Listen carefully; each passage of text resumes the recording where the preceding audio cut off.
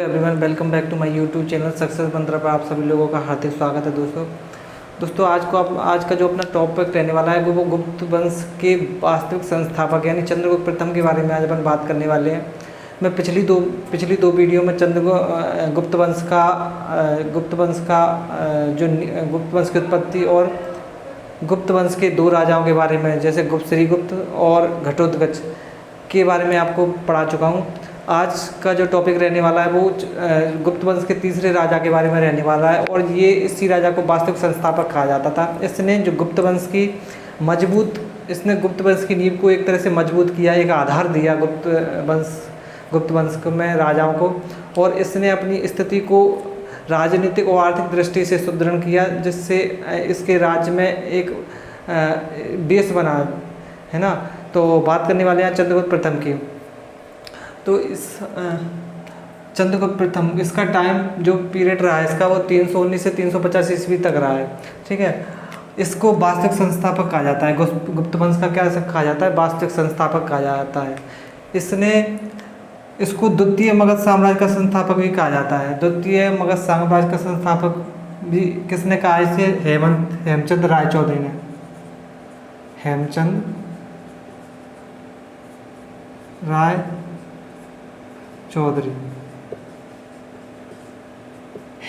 राय चौधरी ने इसे द्वितीय मगध साम्राज्य का संस्थापक कहा है। अब द्वितीय मगध का संस्थापक क्यों कहा है?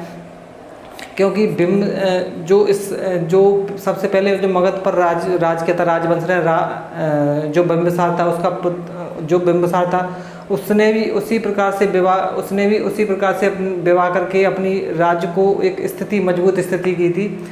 इसी प्रकार चंद्रगुप्त प्रथम ने भी क्या है कि लिच्छवी की कन्या से, जो लिच्छवी उस समय एक शक्तिशाली राज्य हुआ करता था, तो लिच्छवी की कन्या से विवाह करके अपनी राजनीतिक और आर्थिक दृष्टि से अपने को क्या है मजबूत किया।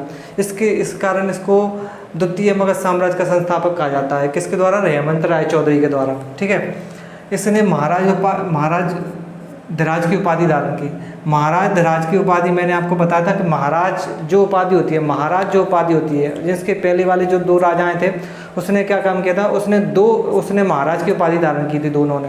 तो वो कहीं ना कहीं ये ऐसा प्रतीत होता है कि किसी के अधीन रह के ये कार्य करते थे, अपना राज्य चलाते थे। लेकिन इसने पहली बार गुप्त वंश में जो राजा हुए उसमें महाराज धीराज की उपाधि धारण की, जो क्या है एक स्वतंत्रता का द्योतक है, यानी एक स्वतंत्रता का प्रतीक है कि ये राजा स्वतंत्र रह के कार्य करता था, है ना। तो ये इसने क्या उपाधि धारण की? महाराज धीराज की उपाधि धारण करने वाला ये गुप्त वंश का पहला शासक था। ठीक है, दूसरा इसकी राजधानी कौन सी थी? राजधानी क्या थी? पाटलिपुत्र थी। इसकी राजधानी पाटलिपुत्र ही थी।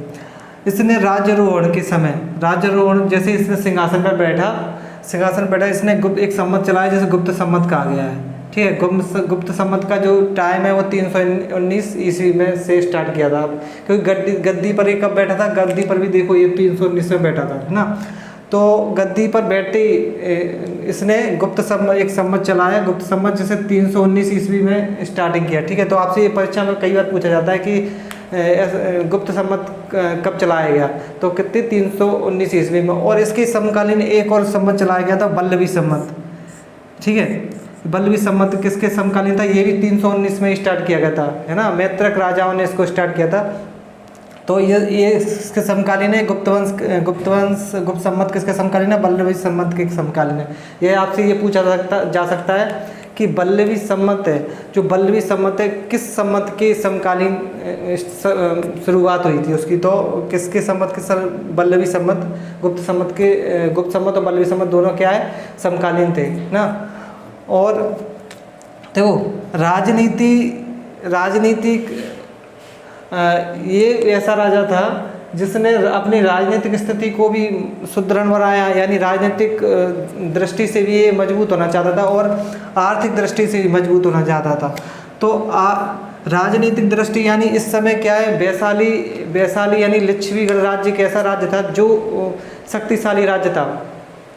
लिच्छवी गणराज्य शुरू से ही शक्तिशाली राज्य रहा है। वरना मगध के टाइम पे भी देखने को मिलता है कि बिंबिसार अजातशत्रु ने उस पर युद्ध किया था। अजातशत्रु ने वैशाली पर आक्रमण किया था। किस लिए? क्योंकि वहाँ पर रत्नों की खान थी। रत्नों की खान को अपने हिसाब से चलाएगा, है ना। तो आर्थिक दृष्टि से मजबूत करने के लिए और राजनीतिक दृष्टि से क्या है कि इस समय जो लिच्छवी राज्य था, जो वैशाली, इसकी राजधानी वैशाली थी, तो वैशाली पर लिच्छवियों का वैशाली पर जो शासन चल रहा था वो लिच्छवियों का शासन चल रहा था। तो इसने क्या काम किया, इसने जिस तरह बिंबिसार ने लिच्छवियों से विवाह करके एक मगध साम्राज्य को एक मजबूत आधार दिया था, वैसे इसने भी उसकी लिच्छवियों की कन्या कुमार देवी से विवाह करके इसने क्या काम किया, लिच्छवी की जो कन्या थी कुमार देवी से विवाह करके क्या इसने राजनीतिक रूप से भी ये मजबूत हो गया, क्योंकि जब एक शक्तिशाली राज्य से विवाह स्थिति हो गई तो उसका ही साथ देगा, है ना। तो राजनीतिक स्थिति में भी मजबूत होगा। आर्थिक स्थिति में यानी वहाँ पे रत्नों की खान है, तो रत्नों की सोने चांदी की खान होने के कारण क्या है कि वहाँ आर्थिक समृद्धशाली है वैशाली। इस कारण इसने आर्थिक स्थिति से भी ये क्या हो गया, मजबूत हो गया। और जिस लिच्छवी कन्या से विवाह किया था वो किसका नाम क्या था, कुमार देवी। अब ये कुमार देवी था, लिच्छवी कन्या का नाम कुमार देवी था। इसने दहेज में क्या लिया, वैशाली लिया, वैशाली यानी राज्य पूरा ही दहेज में राज्य लिया। और इस विवाह की पुष्टि, जो ये विवाह हुआ है इसका कुमार देवी से, इस विवाह की पुष्टि कैसे होती है कि सबसे पहले नंबर तो इसमें समुद्रगुप्त का प्रयाग प्रस्तुति अभिलेख है, उसमें समुद्रगुप्त को लिच्छवी दोहित्र कहा गया है। लिच्छवी दोहित्र यानी कि लिच्छवी कन्या से उत्पन्न होने वाला। तो एक प्रमाण ये करता है कि ये इसका विवाह किसके साथ हुआ था, चंद्रगुप्त का विवाह लिच्छवी कन्या के साथ हुआ था। तो एक यहाँ से, और दूसरा क्या है, इसने जो सिक्के चलाए थे, ये विवाह के बाद ही इसने सिक्के चलाए थे। उस पर राजा रानी प्रकार के सिक्के या विवाह प्रकार के सिक्के या देवी प्रकार के सिक्के या लिच्छवी प्रकार के सिक्के कहा जाता है। एक है राजदंपति प्रकार के सिक्के भी इसको कहा जाता है, ठीक है। तो ये सिक्के किसके थे, ये सोने के सिक्के थे, है ना। सोने के सिक्के इसने चलाए थे विवाह होने के उपरांत सोने के सिक्के चलाए थे। और इन सिक्कों पर ये क्वेश्चन अक्सर पूछा जाता है कि इन सिक्कों पर जो आकृति थी वो किसकी थी। इन सिक्कों पर जो आकृति मिलती है वो राजा रानी की आकृति मिलती है। राजा रानी को सिंदूरदानी दे रहा है ना, राजा रानी को सिंदूरदानी देते हुए मुख्य पृष्ठ पर इसका चित्रांकन है। और इसके जो पीछे का भाग है उस पर पीछे के भाग पर क्या है, सिंह बादरी यानी एक देवी का चित्रांकन है, जिस पर ब्राह्मी लिपि में लिखा हुआ है लिच्छवी। तो इससे यह प्रमाणित होता है कि इसका जो विवाह है वो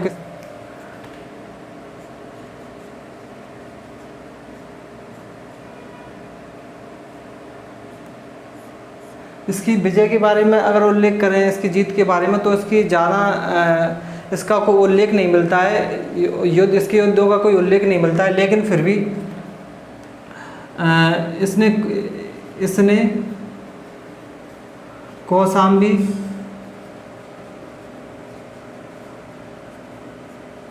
तथा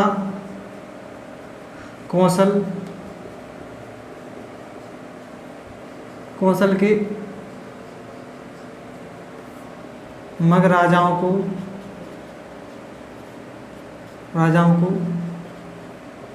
युद्ध में पराजित किया था।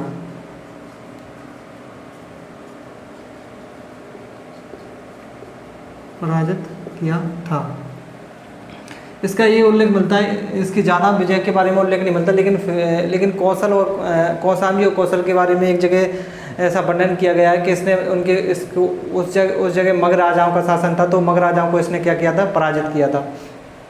इसकी जो सीमा मिलती है, इसकी जो राज्य की सीमा मिलती है, तो इसकी राज्य की सीमा के विषय में विष्णु पुराण में भी उल्लेख किया गया है कि इसकी जो राज्य की सीमा है, राज्य की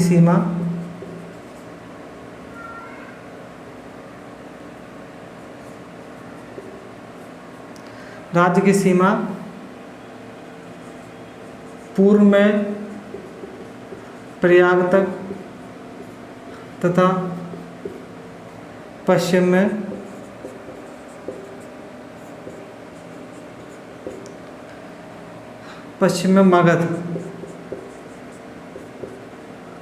मगध को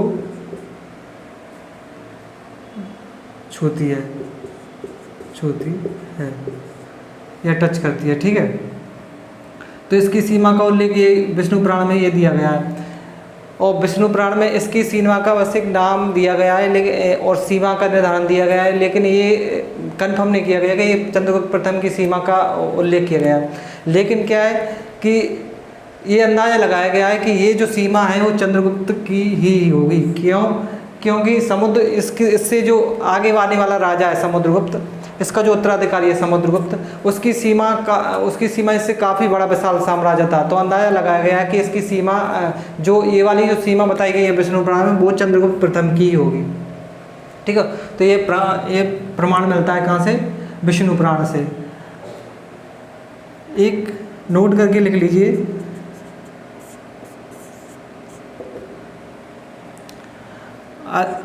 अलबर्नी ने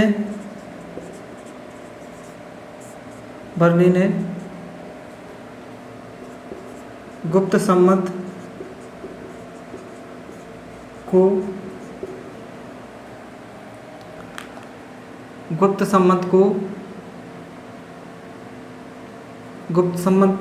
319 में चला गया। गुप्त सम्मत को शक सम्मत के 241 वर्ष बाद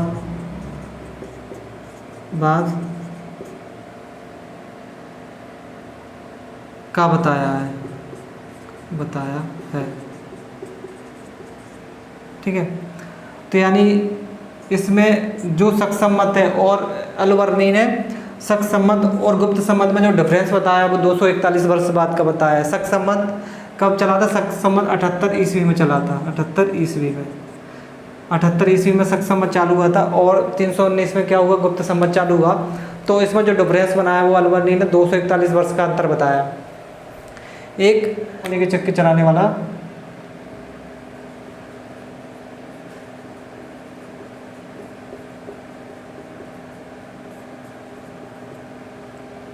सिक्के चलाने वाला सर्वप्रथम सोने के सिक्के चलाने वाला चंद्रगुप्त प्रथम था।